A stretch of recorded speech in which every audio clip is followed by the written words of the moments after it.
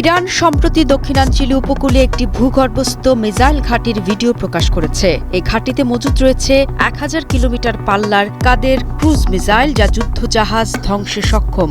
ইসলামী বিপ্লবী গার্ড বাহিনী IRGCর প্রধান মেজর জেনারেল হোসেন সালামি ঘাঁটি পরিদর্শন করে বলেছেন, শত্রুরা সামান্য ভুল করলেই ধ্বংস হয়ে যাবে।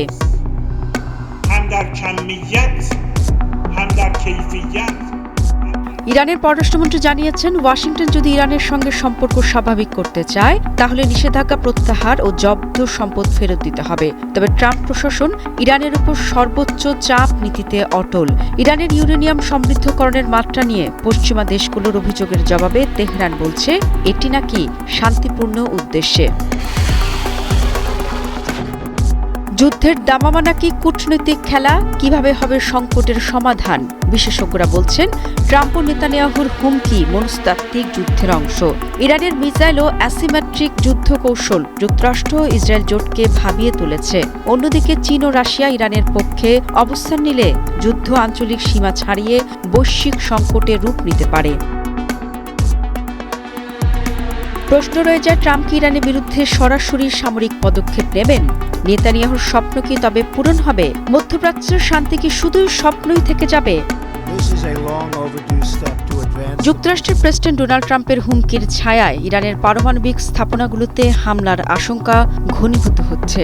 নির্বাচনী প্রচারণা থেকে শুরু করে ক্ষমতায় আসীন হওয়ার পর ট্রাম্পের বক্তব্যে ইরানকে লক্ষ্য করে আগ্রাসী টোন ক্রমশ জোরালো হচ্ছে। পাশাপাশি ইসরায়েলের প্রধানমন্ত্রী বেনিয়ামিন নেতানিয়াহু এ সুযোগে ইরানের বিরুদ্ধে যুদ্ধের ডামাডোল তুলে দিচ্ছেন। ট্রাম্প প্রশাসনের পক্ষ থেকে ইরানের পরমাণু স্থাপনায় হামলার সম্ভাবনা নিয়ে একের পর এক ইঙ্গিত দেওয়া হচ্ছে।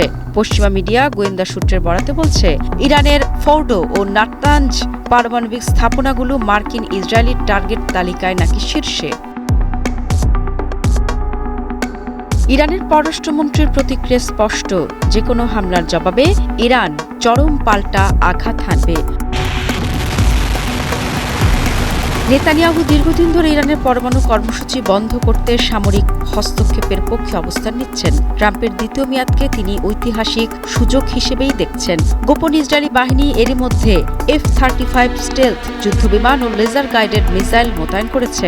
নেতানিয়াহুর ভাষ্য, ইরান পরমাণু বোমা বানালে তা শুধু ইসরায়েলের জন্য নয়, গোটা বিশ্বের জন্যই হুমকি। কাতারের আল জাজিরাকে দেয়া সাক্ষাৎকারে ইরানের পররাষ্ট্রমন্ত্রী আব্বাস আরাকচি স্পষ্ট করে বলেছেন, ইরানের পরমাণু স্থাপনায় হামলা মানেই যুদ্ধের ঘোষণা। এ যুদ্ধ পুরো মধ্যপ্রাচ্যকে গ্রাস করবে। তার এই বক্তব্য ইরানের প্রতিশোধের নীতির প্রতিফলন।